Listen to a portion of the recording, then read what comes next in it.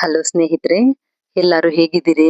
ಚೆನ್ನಾಗಿದ್ದೀರಿ ಅಂತ ಅನ್ಕೊಂಡಿದೀನಿ. ನಾನು ಚೆನ್ನಾಗಿದ್ದೀನಿ. ನಾನು ಸ್ವಲ್ಪ ಲಾಂಗ್ ಟರ್ಮ್ ಆಯ್ತು ಒಂದು ವಿಡಿಯೋನ ಅಪ್ಲೋಡ್ ಮಾಡ್ಬೇಕು ಅಂತಂದ್ರೆ ಕಷ್ಟ ಆಗುತ್ತೆ. ಯಾಕೆ ಅಂತಂದ್ರೆ ನಾನು ಸ್ವಲ್ಪ ವರ್ಕಿಂಗ್ ವುಮೆನ್ ಆಗಿರೋದ್ರಿಂದ ಒಂದು ಕ್ಷಮೆ ಇರಲಿ. ನಮ್ಮ ಒಂದು ಮೈಸೂರಿನ ಪಯಣ ಹೇಗಿತ್ತು ಅನ್ನೋಂಥದ್ರ ಬಗ್ಗೆ ನಾನು ಹಂಚ್ಕೊಳಕ್ ಹೊರಟಿದ್ದೀನಿ. ನಾವು ಒಂದು ಎಜುಕೇಶನ್ ಪರ್ಪಸ್ ಆಗಿ ಒಂದು 5 ದಿನದ ಮಟ್ಟಿಗೆ ಒಂದು ಪ್ರಯಾಣವನ್ನ ಬೆಳೆಸಿದ್ವಿ.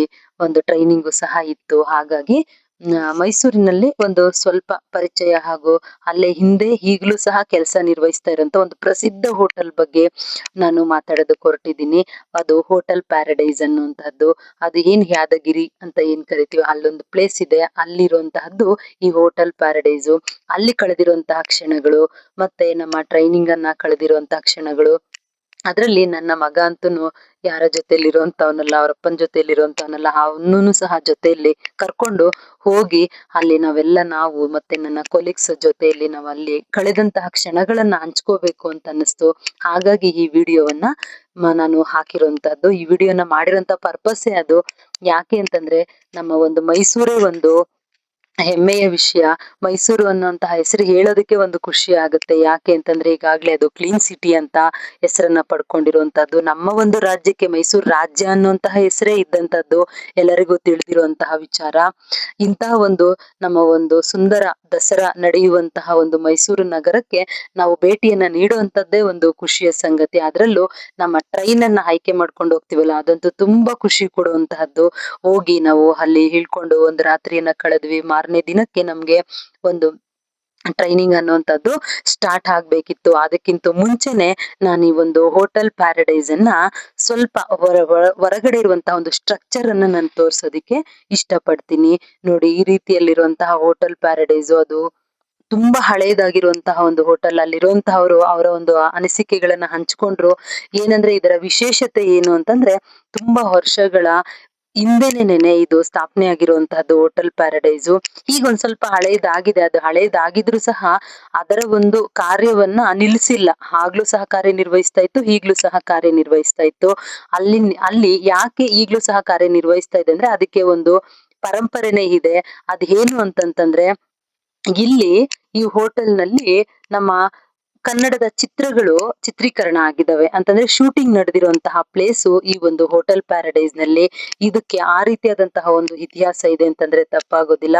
ನೋಡಿ, ನಾವು ಹೊರಗಡೆ ಏನು ಪರಿಸರದಲ್ಲಿ ನೋಡ್ತೀವಲ್ವಾ, ಕೆಲವೊಂದು ಗಿಡಗಳು, ಕೆಲವೊಂದು ಹೂಗಳು, ನಾವು ಚಿಕ್ಕ ವಯಸ್ಸಿನಲ್ಲಿ ನೋಡ್ತಾ ಇದ್ದಂತಹ ಗಿಡಗಳು, ಅವೆಲ್ಲನೂ ಸಹ ಇಲ್ಲಿ ನನ್ಗೆ ತುಂಬಾ ಇಷ್ಟ ಆಗಿರುವಂತದ್ದು. ಹೊರಗಡೆ ಏನದರ ಸ್ಟ್ರಕ್ಚರ್ ಇದೆಯಲ್ವಾ, ಮುಟ್ಟಿದರೆ ಮುನಿ ಅನ್ನುವಂತಹದ್ದು. ನೋಡಿ, ಆ ಎಲೆ ಎಲ್ಲ ನನಗ್ ಕಾಣಿಸ್ತು. ತುಂಬಾ ನನ್ಗೆ ಇಷ್ಟ ಆಯ್ತು. ಅಲ್ಲೇ ಒಂದು 30 ನಿಮಿಷಗಳ ಕಾಲ ಕಳೆಯುವಂಥದ್ದು ನನಗ್ ತುಂಬಾ ಖುಷಿ ಕೊಡ್ತು. ನೋಡಿ, ಈ ರೀತಿಯಲ್ಲಿ ನಾವು ಹೂಗಳನ್ನೆಲ್ಲ ನೋಡಿದೀವಿ. ನೀವು ಸಹ ನೋಡಿರ್ತೀರಿ. ಅದನ್ನ ಕೈಯಲ್ಲಿ ಹಿಡ್ಕೊಂಡು ಅದನ್ನ ಆಟ ಆಡ್ತಾ ಇದ್ದಂಥದ್ದು. ಮತ್ತೆ ಕೆಲವೊಂದು ಔಷಧಿಗಳಿಗೂ ಸಹ ಹಚ್ಕೊಳ್ತಾ ಇದ್ವಿ ಆ ಎಲೆಯನ್ನ ಹರಿದ್ಬಿಟ್ಟು. ಮತ್ತೆ ಹುಳಿ ಗಿಡನು ಸಹ ಅಲ್ಲಿ ಇದ್ದಂತದ್ದಾಗಿರ್ಬೋದು.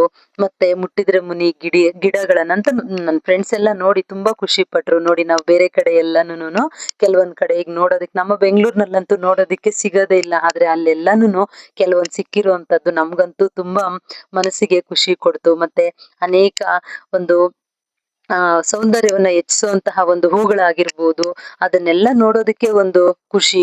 ಅಂದ್ರೆ ಮೈಸೂರಿನಲ್ಲೇ ಆ ಒಂದು ಪ್ಲೇಸ್ ಅಂತಂದ್ರೇನೆ, ಅಂದ್ರೆ ಮೈಸೂರು ಅನ್ನುವಂತ ಒಂದು ಪ್ಲೇಸ್ ನಮ್ಗೆ ಅದ್ಭುತವಾದಂತಹ ಒಂದು ಅನುಭವ ಅಂತಂತಂದ್ರೆ ತಪ್ಪಾಗೋದಿಲ್ಲ.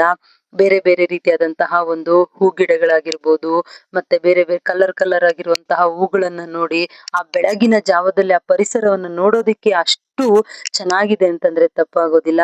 ಮೈಸೂರು ನಗರ ಅವಾಗ್ಲಿಂದನೂ ಅಷ್ಟೇ ಒಂದಲ್ಲ ಒಂದು ರೀತಿಯಲ್ಲಿ ಅದು ಪ್ರಸಿದ್ಧತೆಯನ್ನ ಪಡ್ಕೊಂಡಿರುವಂತಹದ್ದೇ.